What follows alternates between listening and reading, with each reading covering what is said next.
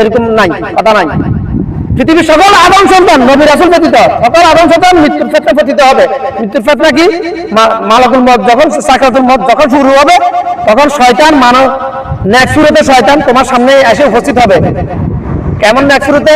যারা দুনিয়া থেকে চলে গেছে, দুনিয়াতে থাকতে যারা তোমাকে সবচেয়ে বেশি ভালোবাসে, তোমার মা বাপ ভাই বোন আত্মীয় স্বজনের মধ্যে যারা তোমাকে সবচেয়ে বেশি মহব্বত করতে, তাদের শুরুতে শয়তান তোমার সামনে মাথার পাশে এসে বসবে। আমি তোর বাপ, আমি তোর মা, আমি তোর চাচা, আমি তোর ভাই, বড় ভাই, তোকে বলছি আমি যা আল্লাহ আমাকে জান্নাত দিয়েছে আল্লাহ পাকের নাফরমানি করার কারণে, এই কাজগুলো করার কারণে, কালিমা না পড়ার কারণে। কসম আল্লাহর, আমার রাসূল এভাবে বলেছে, হাদিসে ব্যাখ্যা দিতেছি আমি, তাকিদ করতেছি আমি। তোমার বিশ্বাস না হলে পড়ো, তুমি পড়ো না ভাই, আমি কি ধর্মের পেশা করার জন্য কথা বলছি? তুমি পড়ো, এই কিতাবটা পড়ো, হয়ে যাবে আমার কথাগুলা। 26 জন্য যাই বলিস সবগুলো কথা এই কিতাবের মধ্যে আছে। আমি বলি এই জন্য কিতাবের মধ্যে নাই, এই কিতাবের মধ্যে আছে, এই জন্য আমার আল্লাহ ভাই আমাকে দিয়ে বলাইতেছে, এর কাজ করার সুযোগ নাই।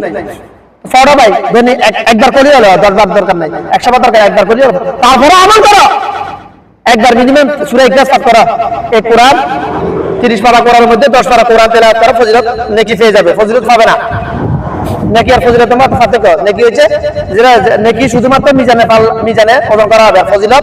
ফজিলত মানে লাভ, ফলাফল দুনিয়াটা পাবে, কবরে পাবে, হাসরের দিনে পাবে।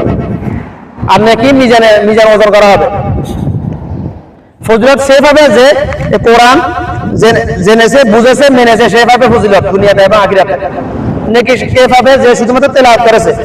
বিসমিল্লাহির রহমানির রহিম, কুল হু আল্লাহু আহাদ আল্লাহু সামাদ লাম ইয়ালিদ ওয়া লাম ইউলাদ ওয়া লাম ইয়াকুল লাহু কুফুয়ান আহাদ। বাস আমি পেয়ে গেছি নাকি 10 পারা কোরআন, 1/3 কোরআন পাঠ করা নাকি আমি পেয়ে গেছি। আউযু বিল্লাহি মিনাশ শাইতানির রাজিম, বিসমিল্লাহির রহমানির রহিম।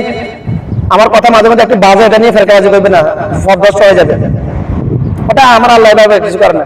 বিসমিল্লাহির রহমানির রহিম, কুল হু আল্লাহু আহাদ আল্লাহু সামাদ লাম ইয়ালিদ ওয়া লাম ইউলাদ ওয়া লাম ইয়াকুল লাহু কুফুয়ান আহাদ।